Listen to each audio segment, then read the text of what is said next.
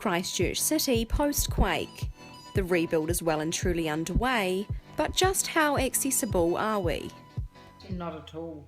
We can't just walk out the door and walk somewhere. We have to consider a route, consider a plan, work out the best way for the most uneven or most even ground. And it's the same with these new builds. So there is accessibility and there's usability as well. So what buildings need to be wheelchair accessible?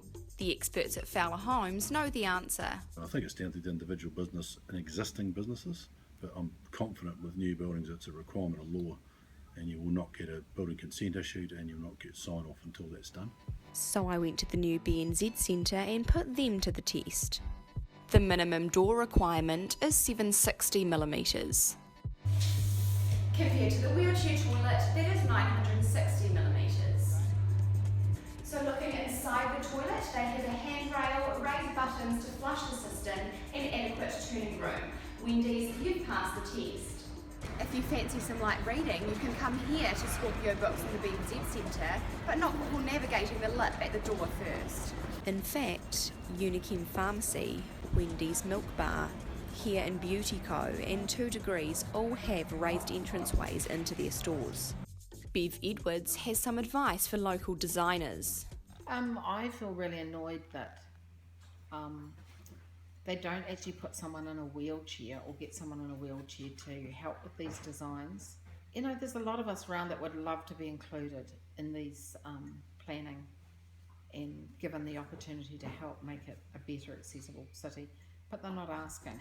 With Otakaro in its final stages, the responsibility for this falls back on the council. There are already some processes in place where we engage with people with disabilities and accessibility advocacy groups and specialists who understand accessibility, but ultimately the responsibility will be councils. So what are they doing about it? At Christchurch City Council we're looking at being part of a Canterbury Accessibility Charter. And if we do adopt that, we will subscribe to certain principles that we take into account when we're designing places for people, and you know, that's a really good opportunity to actually make sure that we're getting it right every time. There's still a long way to go for the people of Christchurch, and our council recognises there is more to be done. It's a lengthy process because there was so much damage and it was never going to happen quickly. It takes time to recover and it's still not great, but we're getting better all the time, and I'd say be patient and look forward to what the city will be like in the future, because it is going to be great. Maddie Lloyd, Metro News.